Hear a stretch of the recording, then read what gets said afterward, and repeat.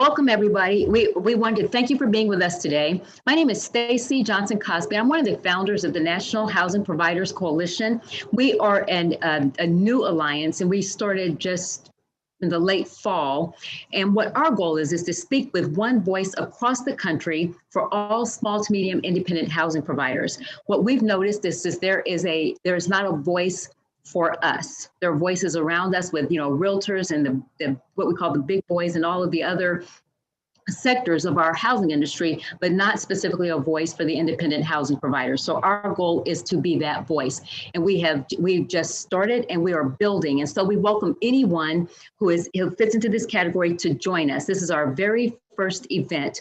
And you're welcome to join us. We have our Facebook page, and we're live on that page at this moment. We're live across our YouTube channel.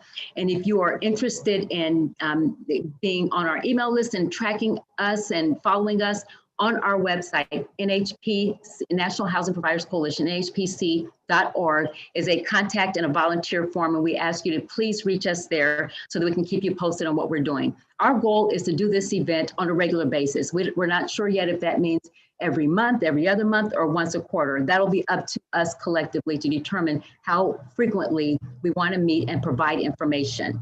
And we ask you also not only to share how frequently you want information, but what kind of topics you're interested in. What do you need to hear from that you may not be getting elsewhere through other organizations that you're a part of? And so another reminder that this event is live across Facebook and across YouTube. And in the chat, you can actually grab the links in chat and put them on your Facebook pages or on your organization's Facebook or YouTube pages. Those links are in the chat. And so those are for you to do that. And I think that's another way for us to reach more people than the ones that are on Zoom with us or in our audience otherwise. And so again, we welcome you to do that and we thank you. At this time, I'd like to ask all of the members of our committee who are on this call to please introduce yourself. And I'm going to start with Kim Tucker. And if you can tell us what state you're in, the organization you're in, and share your name if you would. Kim Tucker. I am serving Kansas and Missouri. My organization personally is Mid-America Association of Real Estate Investors. I am also a member of our Kansas City Alliance, KC Regional Housing Alliance. Right, and something about Kim is the reason we are all here today.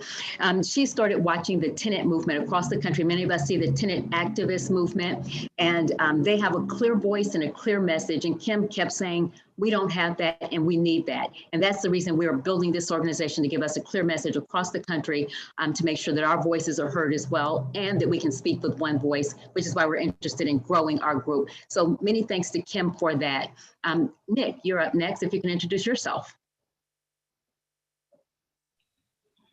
My name is Nick Sakalis. I'm a landlord and advocate for housing providers here in New York. I have a real estate radio show here on WGBB locally, and I've been doing everything I can in order to help support the cause.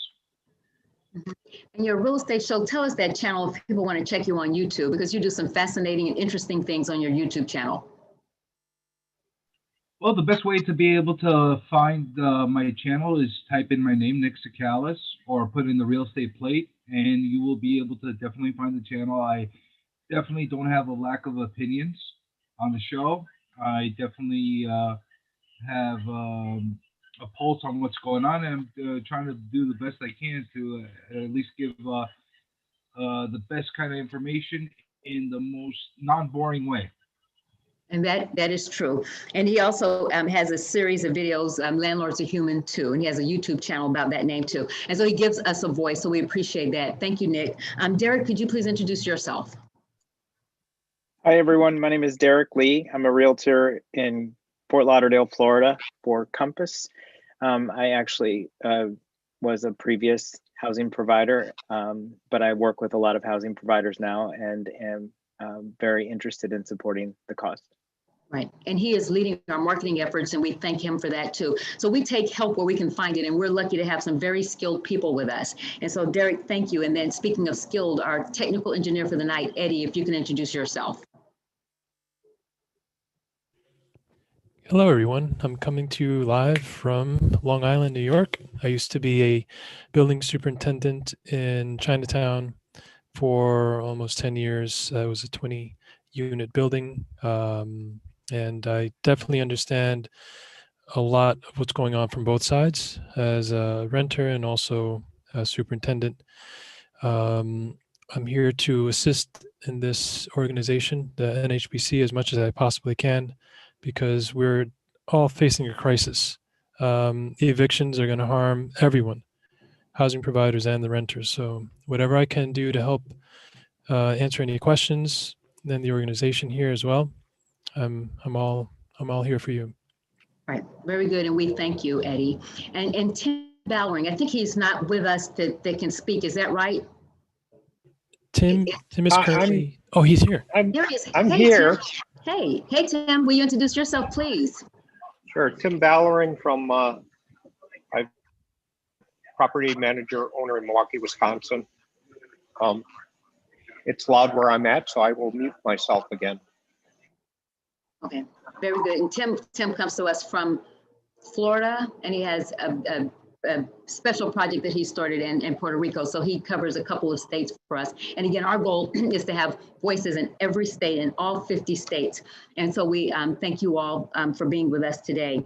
If we like to ask just a couple of housekeeping things. If you can please keep your mute button pressed, except for our speakers, of course, when they get ready to speak.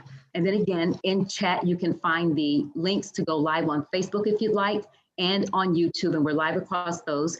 And finally, Kim is asking in chat, if you can please put your name and the state that you're in so we can see where you're from today. And what we're going to do, our format for the day is we're going to have our three speakers speak. And then at the end of all three, we're going to have questions. And Derek and Nick are going to be the ones monitoring Facebook, YouTube, and Zoom for questions, and we'll ask those questions. And so at this point, I'd like to just start out with our introductions with our speakers. The reason that we're here, and Eddie touched on it, is because the CDC eviction moratorium has devastated a lot of our businesses. We are housing providers. We use that term instead of landlords because it is more accurate and it sounds more positive. And we agreed as an alliance that we're going to call ourselves housing providers, and then the tenants would be renters, more neutral and favorable terms. And so we know that the eviction moratorium has devastated many people. There are many people here in the Midwest, I'm in Missouri and Kansas, that have lost their businesses because the government mandated that we give away our product for free and that we must rent to our neighbors for free. They broke the economy, as Roger would say, and then they asked us to fix it. They put the burden on us as housing providers to fix it. No other industry has had to give their product away free, but we have been mandated to do so. And we think that is very unacceptable. But the answer for us to address all evictions, to avoid the eviction, you get the rent paid. And you see the hashtag that Kim created for us, get the rent paid. And that's a direct answer to the tenants cancel rent hashtag campaign, because you don't have to cancel rent. You don't have to have an extended eviction moratorium if we can get the rent paid. And that's exactly what we're here to talk about tonight. And as you know, that back in December, $25 billion worth of rental assistance was passed in our country. That money is in all 50 states. The only issue is that a lot of people don't know how to access it. The Urban Institute said that I think 3/4 of the housing providers are the only ones that know about the rental assistance, and only 1/4 of renters know that it's out there. Our goal today is to change that. We want everyone to know that the rental assistance is out there, and most importantly, how to access it, which can be a mystery. So we're going to demystify that today. And we're going to start with our speakers, and we're going to set the foundation with Heiner Giese. He's an attorney and he's in Wisconsin. And if you could please introduce yourself, and then please share information about the CDC eviction moratorium and where we are with the emergency rental assistance. Heiner, welcome and thank you for being here. Yes, thank you, Stacy. Hello, everyone. I'm Heiner Giese. I'm the attorney for the Apartment Association of Southeastern Wisconsin. I'm also a lobbyist for them. I'm still somewhat a landlord, have been for many years, and I've occasionally take a case at eviction court if one is interesting. I've even taken some for tenants over the years. You'll notice that in my background is sort of a plain background. What I should have done, I should have gotten one of these backgrounds with giant with ocean waves, to illustrate the tsunami. You've heard that word, I'm sure, any of you that are following the eviction scene. The tsunami evictions, which are supposedly coming, which I don't think ever really would have happened, but let's not digress into that. Let's instead talk about the tsunami of money. Seriously, folks, that's coming our way. I'll get to the CDC extension and what's maybe changed in that. Of course, that's important. I want to, fill you in on that a little bit. But you think about it, you've got the 25 billion nationally. That's all been reallocated to the various states and in particular some large counties and cities around the country. However, don't forget the American Rescue Plan, the bill that was passed under the Biden administration, provides another $21 billion in rent assistance, 19.1 of which is sort of general rental assistance, and there's like a $1.5 billion special needs kind of thing. A little unclear how that's going to be distributed. That money is going to go to you folks out there in America, allocated pretty much the way the previous one was.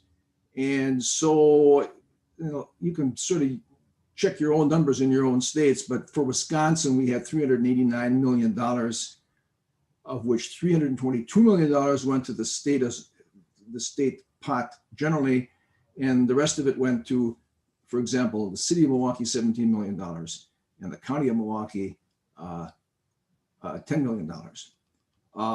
That's this $25 billion that's out there. And of course, when the 19 billion comes, and by the way, when is it coming? Well, the law says that 2 months after passage, which would be around May 4th, the Treasury is directed to distribute 40% of all that money to the various localities. So there's a lot of money coming. And of course, the problem is going to be a lot of localities also are slow in getting it out. We're experiencing that here in Milwaukee. We've got two different agencies handling the tenant applications and the landlord applications. And we're finding that some of them are better than others. Some of them are slower and more efficient. So again, let's be optimistic, even though the damn moratorium was extended through June. I don't think it will be extended further. I really can't imagine it will. After all, President Biden has said that by July 4th, we're going to be partying with each other right in the backyards doing our July 4th barbecues. And if we're going to do that, I don't know how they could justify extending the moratorium. So that's the good news there.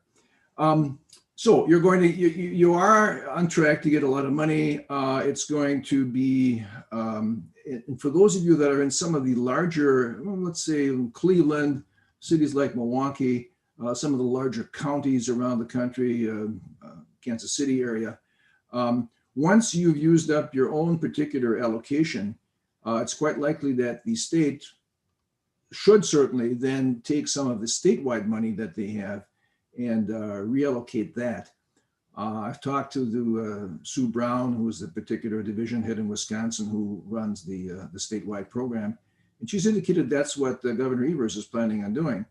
That will result in, so get this, $62 million for Milwaukee County and Milwaukee City combined, just out of the first 25 billion. And of course, the next act will give us more. So you can sort of do your math, by seeing how much you got and how much you're due to get now, and then figure 80% of that for the next passage. On to the CDC extension. What's really changed? Really nothing much. I've seen on Twitter, I've seen some grumblings by tenant advocates that they wanted it strengthened somehow. What were their goals? I think they wanted it made illegal to even give a tenant a notice of eviction notice, or like a non-payment notice. You may be evicted if you don't pay. They didn't want that. They wanted somehow tougher enforcement on landlords. Of course, there's probably been some landlords that have not followed the law properly.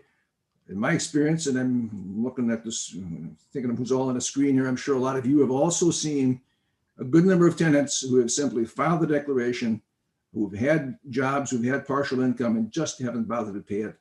They've just relied on the get rent free card, which the CDC declaration provides them with. So what has changed? A couple of interesting things. They say now that you aren't supposed to evict anybody who's got COVID or has been exposed to COVID. That you're not supposed to evict them as a grounds of them being somehow a hazard or a danger to other tenants, which of course would normally be obviously grounds for evicting somebody in spite of the CDC declaration, because if someone's a doing criminal acts or acting improperly or leaves their garbage out day and night, you could evict them for that reason. So they don't want you to do that. And they've also got, this is going to have to be hashed out. They've got something weird in the explanation of the new extension that talks about you're not supposed to be able to evict someone who's trespassing or who stays in your property after you've tried to evict them without paying. That's real unclear how that's supposed to work. I think what they were getting at is, again, those of you with experience who brought court cases know that one of the things that's been successful to do an eviction in spite of the CDC moratorium is if you have a tenant whose lease is up, the 1-year lease is up. So you say, no, I'm going to remodel the apartment. I'm going to get a different tenant. And you have to move. Not because you're not paying, but you just have to move. Or the same thing for month-to-month things. Obviously, tenant advocates did not like that. They felt that some landlords were using it as a loophole. Maybe some were, but also very validly. In fact, I just got an email today. I'm buying a property. I need to have occupancy of the apartment that I'm buying. I mean, the 1 unit I'm buying. Do I have to worry about the CDC moratorium? Well, yes, unfortunately you do. Even though you've got a very valid reason for moving into that property you just bought because you want to live there. If the tenant refuses to move and says, sorry, moratorium's in effect, you might be out of luck. So important point to remember is that they did not change the rule that says a landlord can't challenge the declaration. The courts have been very unsympathetic to that in Wisconsin, and I'm sure probably elsewhere or in a lot of places, but you still can use that argument. And one new tool that you have in that regard is the fact that I'm just about everybody in the country up to, $200,000 in income almost, has gotten a stimulus check. So if you do have a recalcitrant tenant, especially someone who you think is sort of playing the game, if you do have to evict them, I think you've got a very good argument that, Judge, this tenant, it's a family of 4. They aren't paying, you haven't paid me any rent for 3 months. They just got a check for $5,600. And unless you tell them that they've got to pay some of that money towards rent, I think an eviction is justified. So those are some of the aspects that I guess I've wanted to cover here. One final quick thing: the White House put out a fact sheet on the new law, and there's something disturbing in there. It doesn't have the force of law, of course. It's just some White House press person saying it. But there's a statement in there that says that implies that if you give someone a notice that they're going to be evicted because they haven't paid, you're supposed to tell them about the ability to file the CDC declaration. That's not in the CDC rules, but that's something the White House has said. So where do we go with that? That's sort of an open question. I guess I've used up a bit of my time here. So, and of course, we'll look for questions later on. Thank you. Hi, thank you so much. And I just wanted to say we're lucky to have you with us. Like Tim says, you know more about the eviction moratorium, the CDC eviction moratorium than most. So we're lucky to have you as an expert sharing expertise with us. And you're very knowledgeable and keep close track of the emergency rental assistance as we could hear from you. So we're lucky to have you. And thank you very much for being willing to share your knowledge with us, especially as an attorney. That's really important in this day and age. So we thank you. Our next speaker is Roger Valdez with the Seattle for Growth, which is another expert in his area. And so I will turn it over to you, Roger. If you could please introduce yourself, and if you need to share your screen, please feel free to do so. And thank you and welcome. Yeah, thanks for having me. My name is Roger Valdez. I'm director of Seattle for Growth and also of the Center for Housing Economics. And I just wanted to let you know that we did a 3-part training in February on communications, specifically on communicating with the media and elected officials and with the public. And if you want to access those recordings, let me know. Or if you're interested in we may be doing another follow-up to that training, please get in touch with me and I can let you know what that how to access those.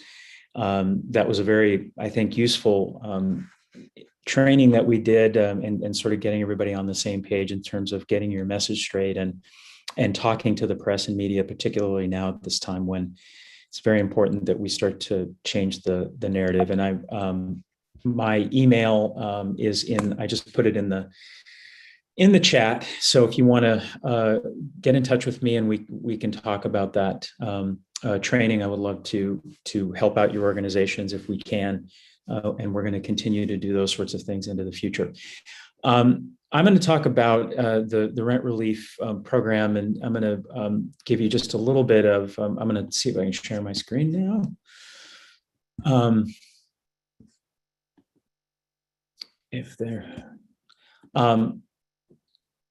So the Center for Housing Economics advocates for an efficient housing market that provides abundant housing everywhere for people of all levels of income. And the main things that we want to focus on as we grow the organization is getting better data out into the world. I was noted to Tim that he does a great job of compiling a lot of articles that contain a lot of misinformation and a lot of inaccurate stuff that's out there that's being said about the real estate market, about housing, rental housing, about what it takes to do an eviction, how many evictions there are. And what we are endeavoring to do is to create sort of a continual kind of a war room that would continually counter those things and put out real information. And then obviously put out our own data that gets in front of some of these stories. And then, obviously offering better ideas, like rent relief instead of eviction bans. And then the training was about changing the narrative, changing the focus to substantive things that can actually help people that are struggling to pay rent rather than punitive measures against housing providers. So, the rent relief package that passed last December was $25 billion. It was allocated, and it is payable to housing providers. We had the good fortune to spend a lot of time on the phone in the last couple of years with Senator Portman's office from Ohio, and one of the things that happened out of that negotiation when they were putting that together is that the relief is payable to housing providers. A lot of the rest of the money was not, it was being paid to the residents or the tenants. And that was a problem, first because the tenants had to apply, but then oftentimes they'd get the money themselves. And the issue was, are they going to use that to pay rent? And so this not only assured that some of it ensures that you're going to get paid if the money gets where it's supposed to go. But it also means that it loops you into the process. And so it gives, in order for the rent to get paid, they're going to have to involve and talk with housing providers. Right now, the way that this is being set up is that states are sending this money to local governments in most cases, and then local governments are contracting with nonprofits.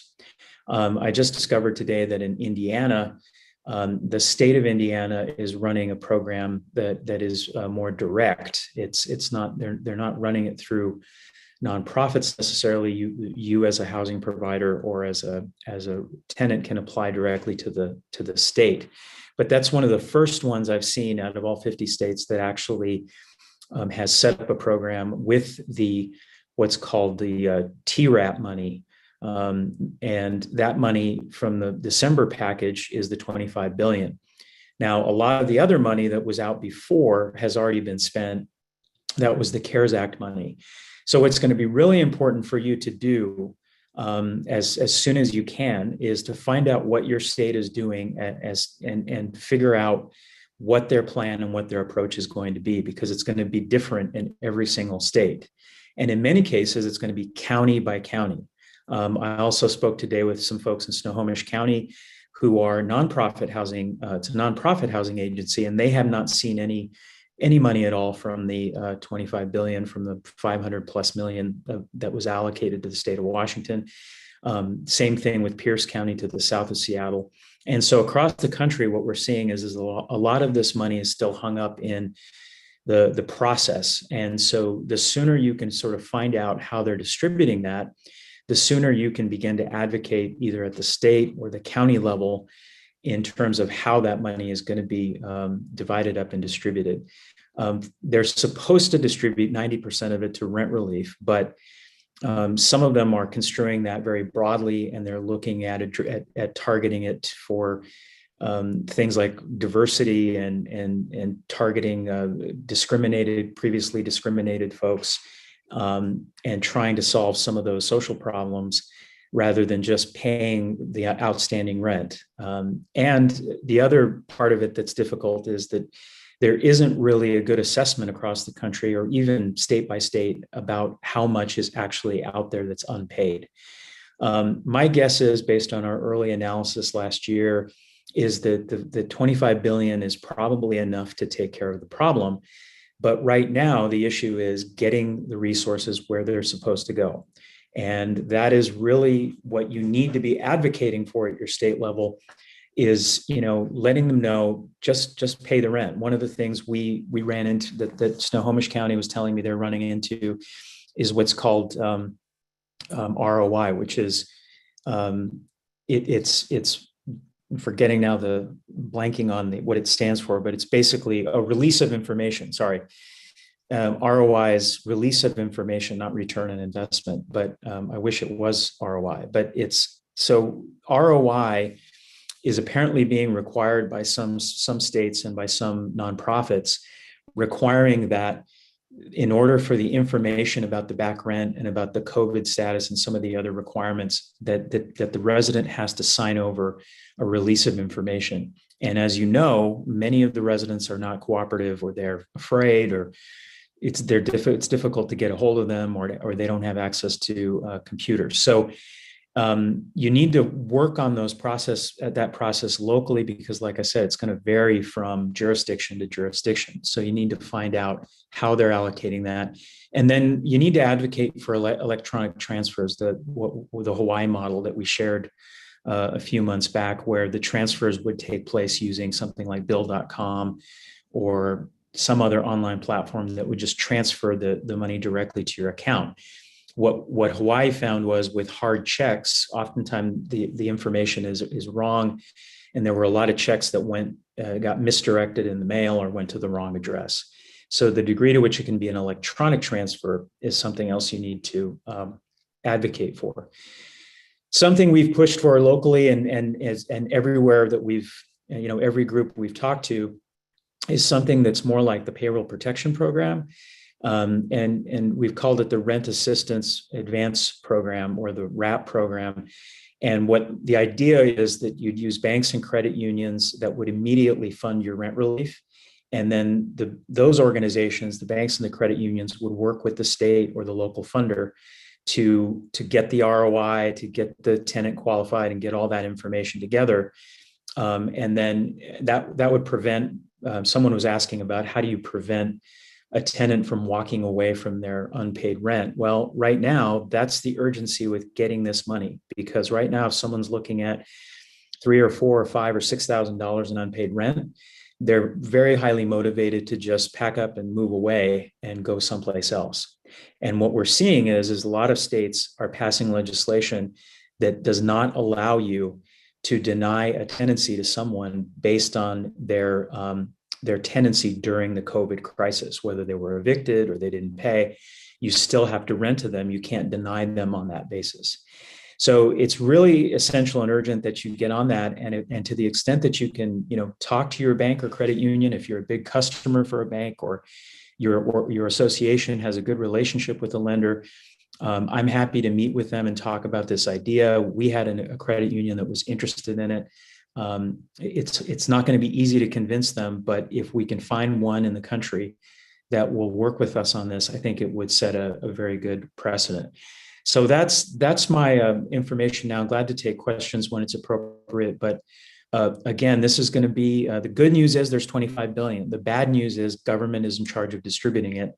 And so it's going to be up to us individually in each area to go after that money and make sure it gets where it's supposed to go. So I'll stop there. Roger, thank you so much. And so again, our theme for the day is empowering us to do what we need to do. We don't just wait for the government to share the details about the rental assistance programs, but like Roger said, we will ask the questions. And if you go to your state agency in Missouri, I went to our state treasurer and said, who has the money? And we worked our way down from there. And speaking of Missouri and being empowered, that's my dog, I apologize. We have taken it into our own hands to do that in the Kansas City area. And this time our example is Kim Tucker is going to share with you what we did as housing providers. Kim, if you could please take over. All right, let's see if I can share my screen. All right, Zoom went everywhere else. So can you see me and can you hear me? Yes and yes. All right, cool. Well, first I want to thank Stacy for all of her efforts. She is a woman that will not say no. And over the past 3 years, she has brought the whole entire Kansas City metro area together.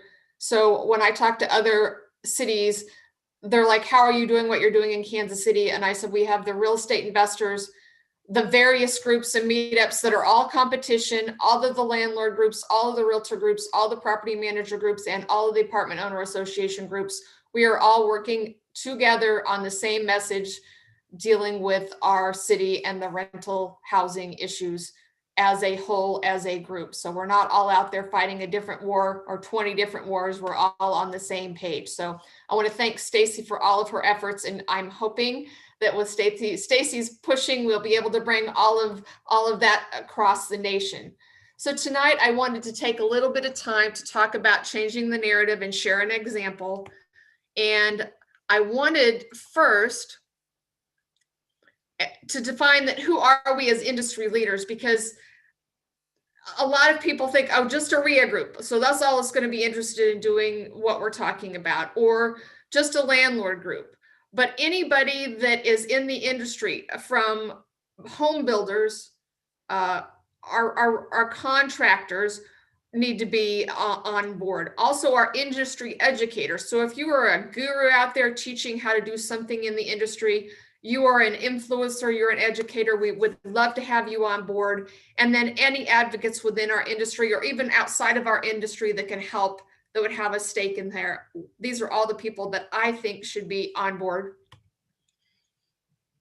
And I was at a national group leader. We were talking, why do we want to do advocacy at our groups? One, it's a thing we should be doing because it helps our industry. That's what our group is for.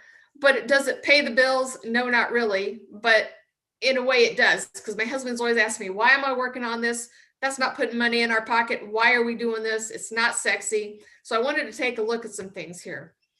If I can get it to go here. I don't know if you've been on some of the RIA groups out there, but they're going to say, oh, as featured by the Sportsman's Guide or Examiner or Kiplinger. Or if you can put on your website that you or your association was in partnership, and these are local to Kansas City. So our land bank, they have all the vacant houses. United Way, Landlord Tenant University, it's an organization our city put on. Missouri Housing Development Corporation, they are distributing our money. Being able to put that on your RIA group, your landlord group, or if you're a guru on your webpage, that builds credibility for you and what you're doing. Or if you are wanting to say you were on the news or in the Washington Post and doing what we're talking about tonight, having an outreach event to help your community will help you, your RIA, build credibility and get community leaders reaching out to you and getting media to reach out to you. Because I've been running a RIA and I've been a real estate investor for over 20 years, and I've been running a RIA for a little over about 18 years. And I have never, ever had the news call me and say, hey, what do you think about this? But since we've started doing these outreach programs, not that I really want to be on the news, but they are calling me saying, what is your opinion about this? I have had local officials, what is your opinion about this?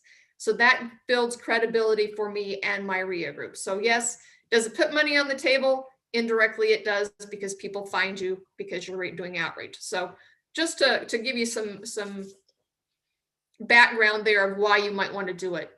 And some of the activities that you might want to use to change the narrative. So tonight, I'm going to talk about our events that we've done around rental assistance programs and the eviction moratorium. But that's that's right now. What are you going to do next year when we're not fighting the CDC eviction moratorium? What's some other things you could talk about and do outreach? Last summer, Stacy and I partnered and we did a career fair to help bring jobs to our renters, to our members. And in my thought was I wanted to get more people. We not only had jobs, we had training. So I wanted to get more people in the industry learning about the different building trades that we needed so we could keep the building trades going. Several years ago, you remember when they changed the lead safe work practices, we did an outreach program through our organization to train our members and to bring the community, make them aware of the law change. You could also do around credit, financing, budgeting, just creative. There's a lot of different things you can do for outreach. And I'm sure there'll be a new issue in 6 months, a year, 5 years. So our event was based on getting the rent paid. So let's take a little bit a look of our example around. I'm going to talk about our example rental assistance. First, we're going to find out who has the money and how to reach out to them. Schedule an event. We're going to make sure we're keeping it positive and on point. And then we're going to make sure it's about helping the renter in the community. And we're going to market it everywhere and partner with everyone. So I'll go through that a little bit. Our event had its home at KCRegionalHousingAlliance.org. We put a little slash on there and put help. If you're ever going to create a website, do not make it that long. We're crazy. Shorten it, make it short. But that was our mouthful. That's where we sent them to. That's where we promoted the event. That's where we recognized our sponsors. And then after the event, that's where all of our replays went, all of our resource links, all of our contacts went. So we had a place to send people. We also created the Together We Can hashtag and the Get the Rent Paid hashtag. We weren't very good at making sure to use that, but the media picked up on it and they use it on all of their posts. So use a hashtag that you can use. If you're going to do the same thing we did, use those. We love it. Next, we want to find out who has the money and contact them. And that is going to vary from state to state. National RIA shared with us this company, ncsha.org. If you wanted to write down that link or come back and watch the replay, you can get it. But ncsha.org/emergency housing assistance with dashes. They have a list of all of the providers for the federal funds nationwide. And the last time I looked, every state should have a program currently running except for like 4. And I think like Texas, Florida. All right, take pictures of it. Smart people. I see some people taking pictures. That way you get your links. But they have a list of what the organizations are providing the rental assistance. So that's a good resource. And reaching out to those people takes a little bit of work. And I got some insight into it. A friend of mine who works for Amazon Cloud Services, and she says the states and these organizations providing the services do not have the staff to do what they're being asked to do. They don't have the phone lines, the answering systems. They don't have the websites. They are building them right now as they're using them for many of the states. So you're going to have to be a little persistent because they just can't quite handle everything that's coming in their offices. For me, when I reached out to our local state organizations, their websites did not have phone numbers, and you're going to find that they don't have phone numbers. There's nobody to answer the phone, so they don't put out a phone number. But they do have a contact form. Fill out that contact form, sign up for their newsletters, anything on their website that you can find to get to them, use that. Reach out to local city officials, see if they have contacts. Stacy made contact with a few of the local people because she knew the city people. I was just lucky and got the state people to email me back. I also tried other phone numbers, but that's one way. Just be persistent. They'll eventually get back with you so that you can ask questions. My approach with them was that I am in the industry. I am helping my landlords and my housing providers provide this information to the renters. Tell me how I can get your information to them better.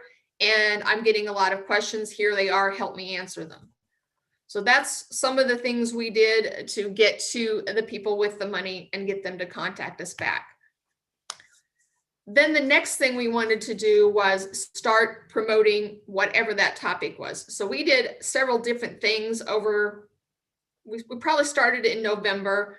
So at my organization, Mary, we started with just doing a blog post around the various different programs. So we had CARES Act programs back then. I did a blog post around each one of those. We were also working on taking every one of those and doing just a short 20-minute podcast or video, Zoom event, whatever, with each one. At the same time, Stacy at Landlords Inc. partnered with KC Regional Housing Alliance, and they did an all-inclusive event of all of the organizations before Christmas on CARES Act funding. And then that culminated in our event we had, I think, March 19th, with all of the organizations doing the latest round of stimulus money. And we got everybody on board to share how it works, how to get in touch, take a few questions. About the time we started doing these mini events and the videos, and Stacy did her event with Landlords Inc., that's when all of the media started taking notice and contacting us. Stacy's even getting national contacts. She's getting contacts from CNN and just national news organizations are reaching out wanting information. Our event on the 19th, I was searching the Get the Rent Paid hashtag today. It was on UK's Yahoo news page. I don't know why we're in the UK, but we made the UK news on Yahoo. So what to include or who to include in your event. So we first started out with the general clearinghouse because not everybody's going to know how to figure out where they need to go. And for most areas, United Way's 211 will help them. That your people can dial 211 on the phone, or they can go to 211.org and United Way will direct them to the best assistance. It doesn't work everywhere, so test it out. That's who we partnered with because they were a general clearinghouse for all types of assistance, not just rental housing. Then we reached out to the organizations administering our state programs. For us, that was in Kansas and Missouri. We also have several states that had several cities that got their own money because they were a large enough population, Kansas City, Missouri being one. So we asked them to join us. And we also reached out to charity groups and the library because all these people are trying to fill out their whatever on a cell phone, and all the organizations that we talked to said, can't use a cell phone to fill out these forms. So the people that don't have have computer or internet access, like your renters, are going to have to go to the library, or there's a lot of local charity groups here in Kansas City that are willing to bring people into their offices so that they can sit down and fill out applications. We got some of those groups to join us and share their information. We also had a few other community services that helped us share our information, like a local food bank, a person that provides food across the city. He was on there. And we just invited all of them to join us. And we also invited all the local group leaders and industry groups to also co-sponsor it. So we made a little flyer, and for every group that was co-sponsoring, we changed out a logo so they could send it out to their email list. One thing we wanted to make sure, and as Roger's class taught us, keep it positive, keep it about who you're helping, and no one cares about the poor housing provider, so don't whine about it. We don't care. We're just trying to get the rent paid. We don't want to sound whiny, so if you're not really sure how to put your message out and you didn't take Roger's communications class, I would check into his communication class because it was very well put together to help you formulate your message. We also reached out to get partners. As I said earlier, Stacy brought together everybody in the Kansas City metro area, so everybody was sharing this. We were also working with libraries, food pantries, all the people that were presenting, they were also sharing our event.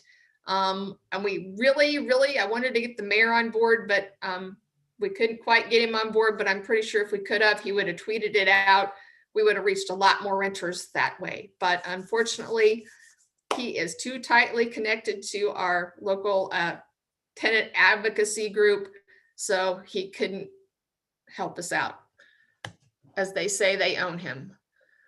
So our entire message, and I can't spell entire, was together we can get the rent paid. It helps everyone, the renter, the housing provider, and the community. We didn't talk about we're not getting our rent and we're going to get floor closed on tomorrow. We were just about getting the rent paid to help everybody. Our marketing efforts, we started with our website as a place to post it. We used press releases to the media and the officials. We made lots of phone calls and emails. Stacy made lots of phone calls and emails to follow up with the media and officials. We created a Facebook event, which makes it easy to share across Facebook to different groups and organizations. We use posts, Twitter posts, and we also had the industry leaders sharing with their connections. We also sent out the press releases and invites to all of our email list, which if you combined all of our groups was pretty much every housing provider in the city that was connected to somebody got an email and asked to join us. What were our results? And I just checked today. We had 305 participants that logged in on Zoom. How we did that, I'm not sure because we can only have 300. Facebook said we had the video viewed 1,300 times. I can't spell viewed either. But out of that 1.3K, we really had 441 people that actually engaged with the video and watched more than just clicked on it and saw 2 seconds. YouTube has been viewed 144 times.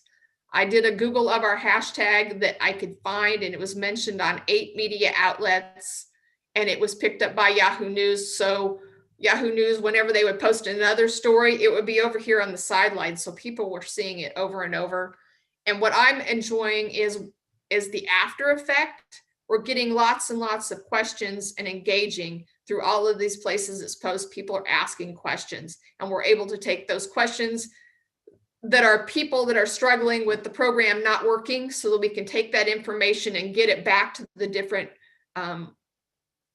resources and say, hey, this is breaking down. People can't reach you here, or the form isn't working here. Or we just had yesterday, somebody at United Way told them that they couldn't get any rental assistance unless they were being officially evicted, which was totally false. So we were able to get that to United Way so that they could correct the person answering the phone. So that's one thing we're doing, is we're at least telling them where the holes are in their system so they can get fixed. And some of the tools we used, if you really wanted to see, our technology is not the greatest, but we're working on it. You may have something better, and we would love input. We used Eventbrite for signups. We used MailChimp to send out our emails, and we're also collecting emails there. We used Zoom meeting for our hosts and speakers. We streamed live to Facebook and YouTube using Restream.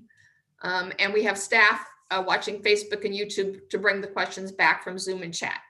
And we try to make sure we use our hashtag on every post so that everybody would use it and be able to find us. And if you had any questions beyond this evening, you can always reach out to me on email. I'll be glad to help you out there. And that's pretty much all I had.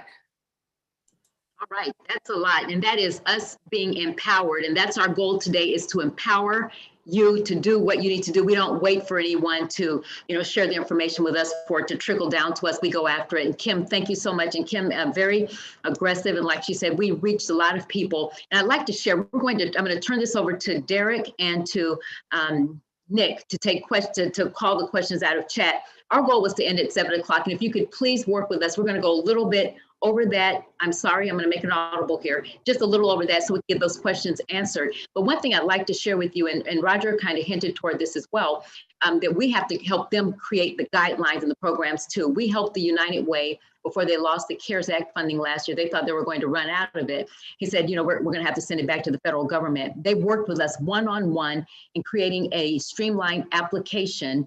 And in less than 2 weeks, we helped him get $150,000 of rental assistance into the community that if he didn't work directly with us, would never have happened. And so a lot of people were able to get assistance because we were proactive. And then an update too on the media. I just had a reporter from the Wall Street Journal reach out to me. He wants to tell the story from our side because he thinks there's a story there. So changing the narrative, Roger, is working.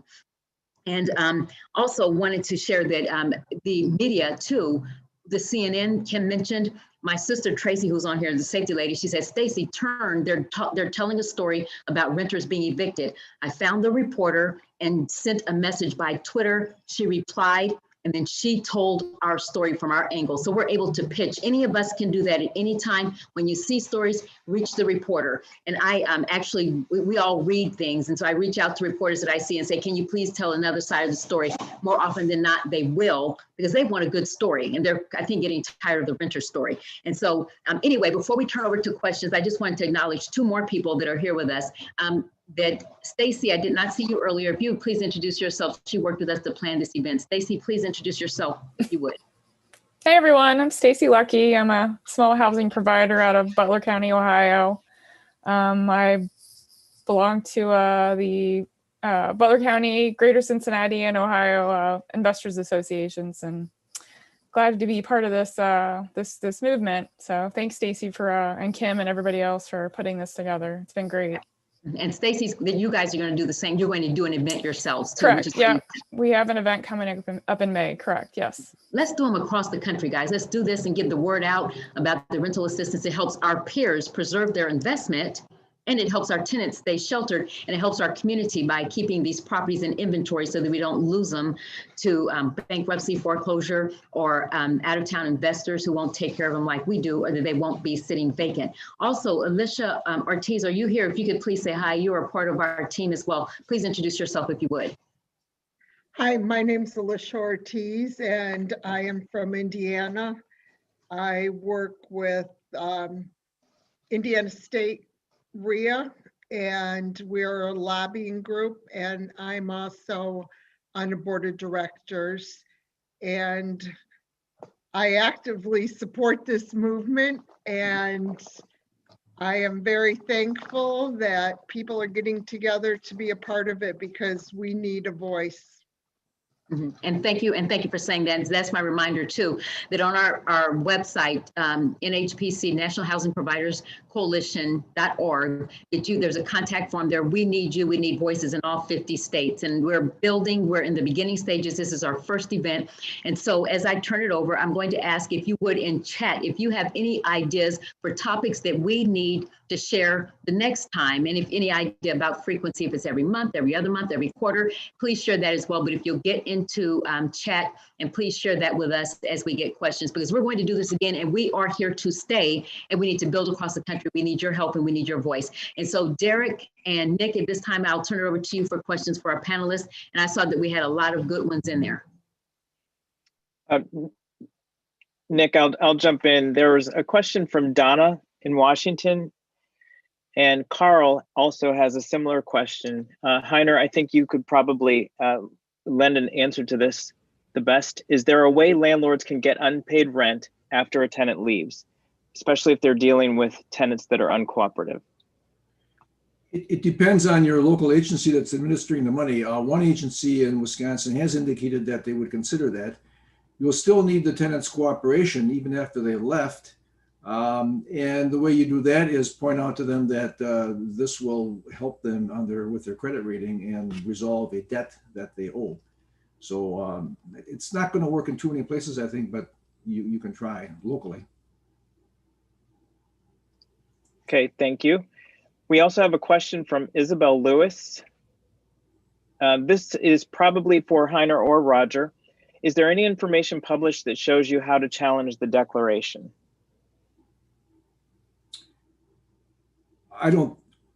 That'll vary according to your local court practice. In Milwaukee County, for example, the judges make it harder for landlords to challenge by requiring them to file a separate motion saying, I hereby challenge the CDC declaration. They don't let them just say it in court when they appear in small claims court, eviction court. So that's going to just vary a lot around the country, I'm afraid. And you have to talk to some local attorneys to find out what's happening in your jurisdiction. Okay, thank you. We also have a question from Maria Stephanie. Heiner, I believe this is coming to you as well. If we get money from rent relief, does this mean the eviction won't be processed? There's more to this question. I'm sorry, Heiner. This tenant wasn't paying way before and her eviction was in the works in September of 2019. Well, generally, again, that'll vary somewhat locally. But of course, if you're going to get money from the past for rent arrears, then you won't be able to evict them. And typically some jurisdictions have limits on how much you can get. They may tie it, for example, to the housing choice voucher limit. 2-bedroom, you can't get more than $1,100 a month. And if you happen to be charging $1,200 a month, you're not going to get all of your arrears. But you will, as a condition of taking most of the money, have to agree not to evict them for the money that's past due. That should not legally prevent you from then evicting them in the future as months go on and perhaps they don't pay again.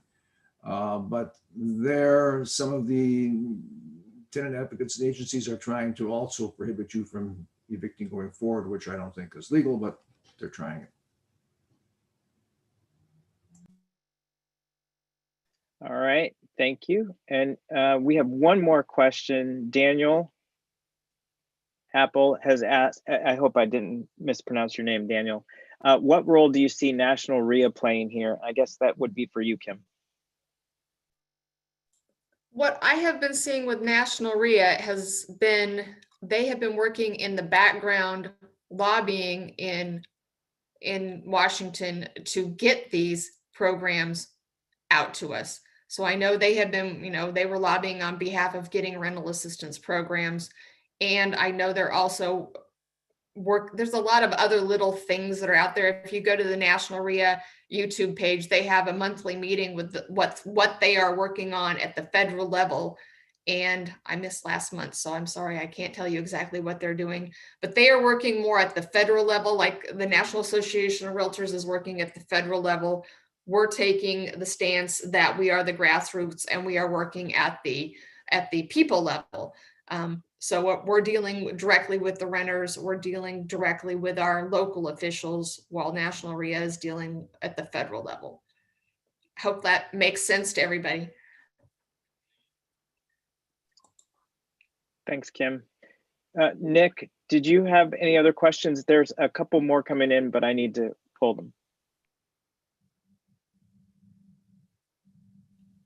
I think you got just about everything. I actually am seeing the other ones coming in as right now as well. Unfortunately, we didn't get any that came in from YouTube, but that means that everybody here on Zoom is putting in the questions through this platform. It's nice to see that everybody has a lot of interaction on the chat as well. It looks like a lot of questions have been kind of counter-answered through the other chat members as well. So that's a really nice thing. That we have a lot of activity happening as well. Let me see. I believe that you got just about everything. Do you see anything else coming up, Derek? I think I see one more here. Teresa Carrillo asked, I have tenants not paying rent for 3 months due to losing job. One of the household members losing the job. The rental assistance has limits on the annual gross income of the household and therefore can't qualify for the state federal fund assistance, nor can they be evicted. So I guess the question is there anything that Teresa can do? Heiner, this would be directed to you to get unstuck. Yeah, I actually typed an answer to Teresa's question. I didn't quite understand it because if they're supposed to be paying partial rent, so if one person isn't earning or doesn't qualify, then they should pay partial rent. I might also pick up on while I'm seeing it here. There's a question about landlords applying. That is allowed under the $25 billion plan. A lot of states and localities are not favoring that. In Wisconsin, a lot of areas are really only letting the tenant apply instead of letting the landlord initiate the application.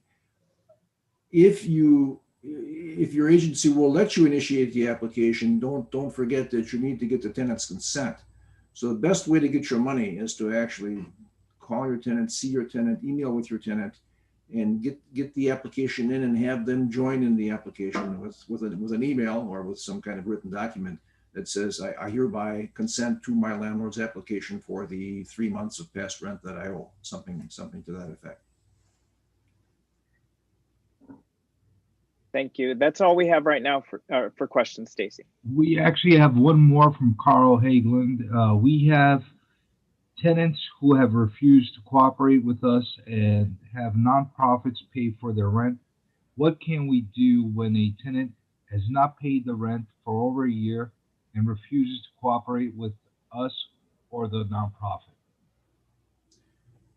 Good question. Yeah, I could pipe in on that one too. And again, this is unfortunately, maybe your local jurisdiction isn't that sympathetic to you. I actually won an eviction, got an eviction where the tenant had filed the CDC declaration, but then just let the whole thing slide. And I introduced in court an email from the tenant advocacy group that said, yes, Jane applied for us a couple months ago, and we've contacted her several times, and we just haven't heard from her again. And the judge had to admit that this tenant was not, fulfilling their obligation to apply for government assistance, and therefore the eviction was proper. So all I can say is you've got to hope that you could, convince your local court or jurisdiction to accept that argument.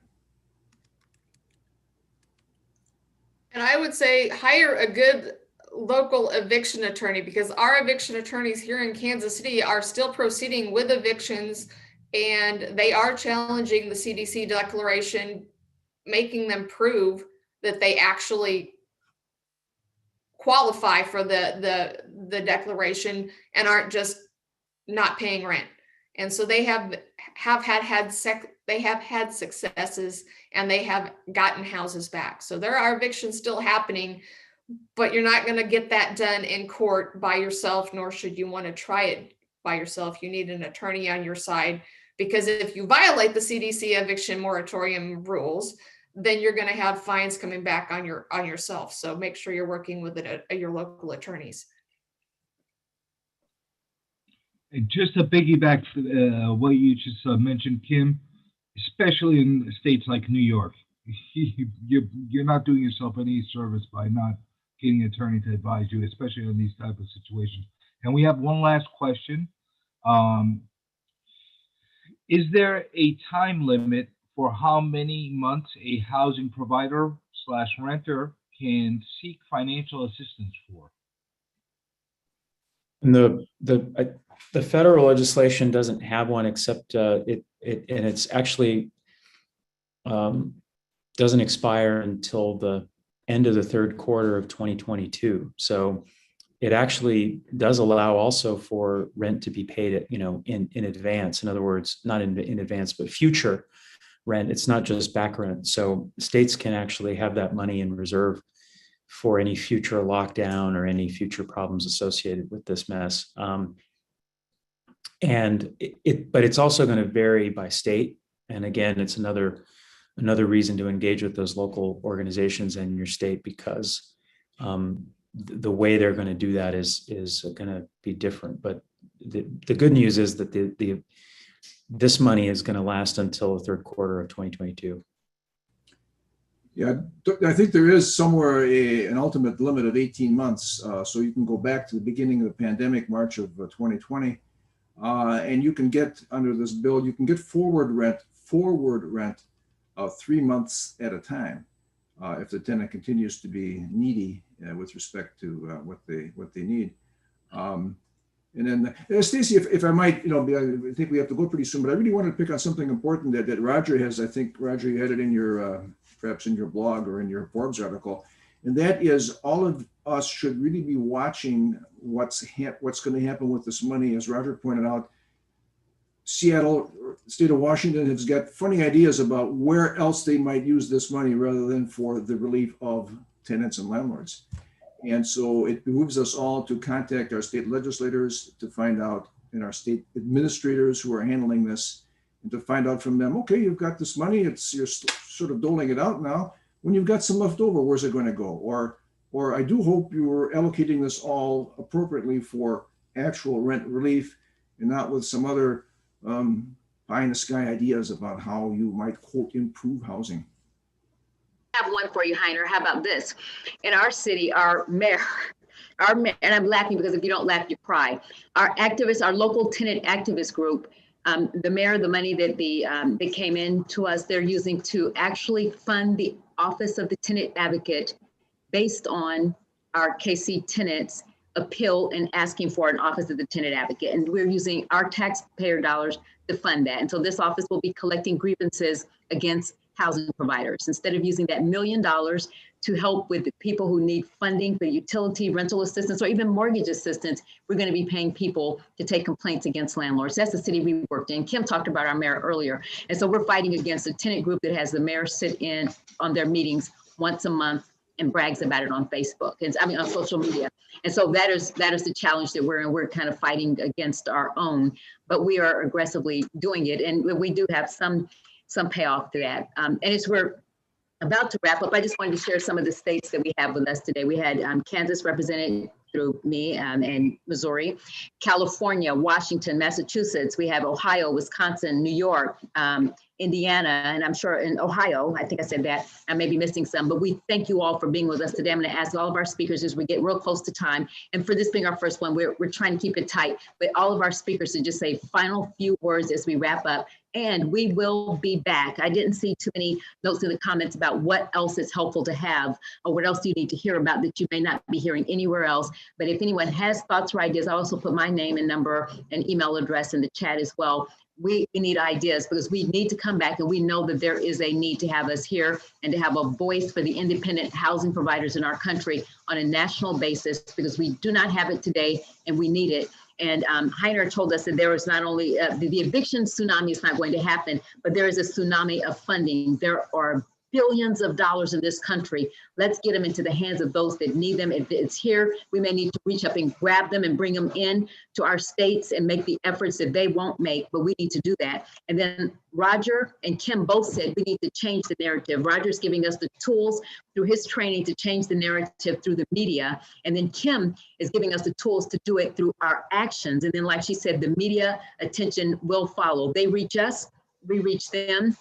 And when we reach them now, they hear our stories. And so I think things are turning around with the money here. We don't need the eviction assistance. I think my next thing is to say that to our elected officials, because we meet with our senators, our state reps, our federal Congress people, senators. We meet locally with our council members, and we actually meet with our mayor. And so we do meet with them regularly, so they know we're out here and we're pushing for eviction assistance and things to help preserve the housing units in our industry and to keep us in business, as well as keep the tenants housed. So as we wrap up here, I'd like to ask our three speakers just to take a few moments, if you would, just final wrap up thoughts, and then we're going to be done. And we're going to get this recording, make it available on our Facebook page and on our YouTube page. It's there as well. And so let's start with Roger, if you would. Thanks, Stacey, and thanks everybody for being here tonight. Everything that has been said here is really important, and I would just emphasize again that you get on the idea of that you jump on those state and local officials and try to find out exactly how they're going to operate this program, so that you're not losing out on the resources. And please email me if you want to access the training. If you were not able to attend it, we have available if you want to watch the previous one, and we're also looking at if I get enough requests for it sometime in the third week of April or so, doing an additional training so we can start to talk about how to communicate effectively. In fact, I just got a call from someone in Indiana today that hopefully their interview is going to be on Fox on one of the affiliates there tonight. And so I'm available through that training process to kind of help you as you get those opportunities. And so, yeah, I just put my email in there again, and just contact me when you can and let me know if you're interested. Thank you. Thank you. Kim? First, I wanted to share a conversation I had with a local reporter. I asked him why the media does not share our side of the story. And the biggest reason that I see that he had, that at least in Kansas City, they aren't sharing our side of the story, is that we're not doing anything newsworthy to share a story about. Our tenants are chaining themselves to the courthouse. They're all wearing the same shorts and getting billboards and chanting and walking up and down. And so they're flashy, they're good news. We don't make good press because we're just going about our business. So the only way that they're going to know that we're out here doing something to help people is if something good happens within your city, some housing provider does something great, or some renter gets help, some person becomes a homeowner. You build a house for your Habitat for Humanity. My Ohio people, I know you're giving away a house a year through Habitat for Humanity. I know a lot of RIAs buy a house, rehab it, and give it away. That is good press. Make sure you share that with your media so that they know you're there and that you're doing other things.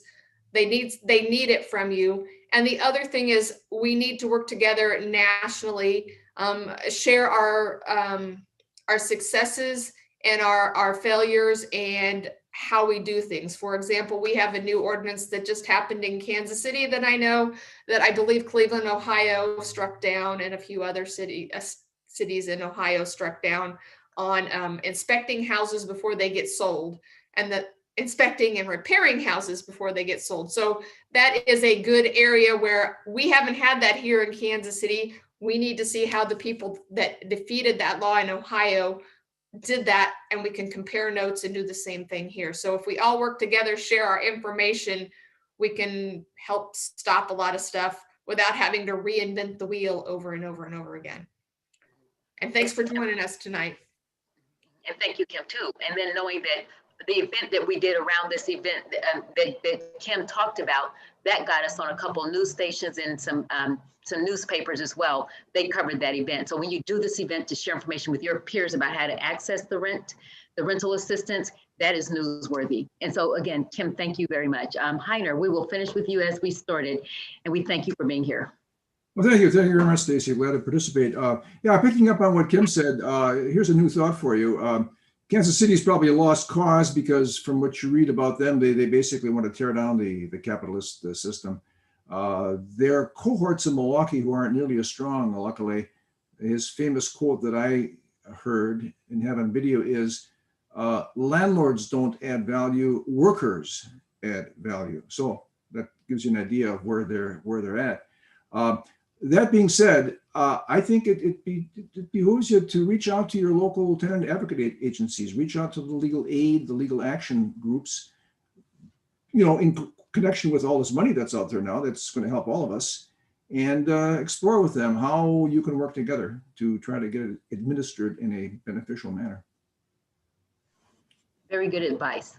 And so we thank you, Heiner, Kim, and Roger, all of our speakers in the committee, and then our engineer, our technical engineer, Eddie, sitting there with his headphones on in New York. We thank you so much for behind the scenes running everything for us. And Kim pitched in and helped us to figure out a lot of the technical things too. And to the rest of our committee, Derek and Nick with the questions, and then Stacy and Tim, thank you all.